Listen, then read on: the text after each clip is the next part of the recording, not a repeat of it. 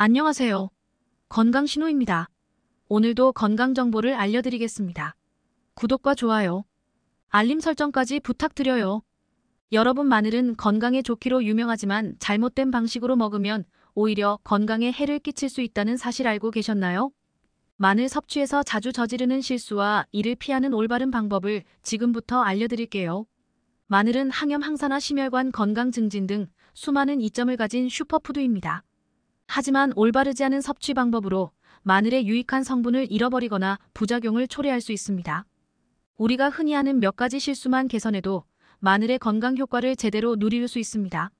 오늘 영상에서는 마늘 섭취 시 저지르기 쉬운 실수들과 건강하게 먹는 방법을 자세히 알아보겠습니다. 마늘을 건강하지 못하게 먹는 방법 알아보겠습니다.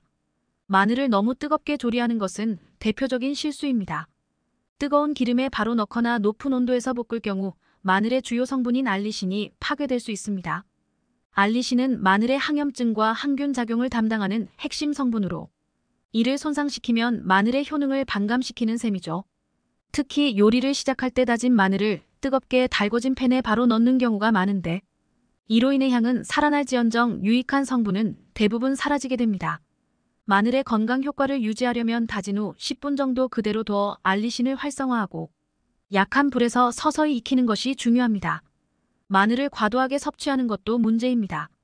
건강에 좋다고 해서 하루에 5쪽, 6쪽씩 생마늘을 먹는 경우가 있는데요. 이는 위장에 큰 부담을 줄 수 있습니다. 소화기 민감성이 높거나 위가 약한 사람들은 속쓰림 가스 발생 설사 같은 증상을 경험할 수 있습니다. 특히 생마늘은 더 강한 자극을 주기 때문에 적정량을 지키는 것이 중요합니다. 하루 23쪽 정도면 충분하며 가열조리한 마늘로 섭취하면 위장 부담을 줄이는 데 효과적입니다. 또 한 가지 흔한 실수는 공복에 생마늘을 섭취하는 것입니다. 다이어트나 건강관리 목적으로 아침 공복에 생마늘을 먹는 분들이 많은데 이는 위 점막을 자극해 속쓰림과 위염을 유발할 수 있습니다. 특히 위산분비가 왕성한 상태에서 자극적인 생마늘을 먹으면 위 건강에 악영향을 미칠 가능성이 높습니다. 공복에는 마늘을 피하고 식사와 함께 섭취하거나 익힌 마늘을 활용하는 것이 더 안전합니다. 마늘을 절인 형태로 섭취하는 것도 문제가 될 수 있습니다. 마늘 피클이나 장아찌는 맛은 좋지만 과도한 나트륨과 설탕 함량으로 인해 심혈관 건강에 부정적인 영향을 미칠 수 있습니다. 특히 짜고 달게 절여진 마늘을 매일 섭취하면 고혈압이나 체내 염증 반응을 악화시킬 위험이 있습니다. 이런 가공된 형태보다는 신선한 마늘을 사용하는 것이 더 바람직합니다. 절인 마늘이 꼭 필요하다면 소금과 설탕을 최소화한 방식으로 집에서 직접 만들어 보세요. 오래된 마늘을 섭취하는 것도 주의가 필요합니다.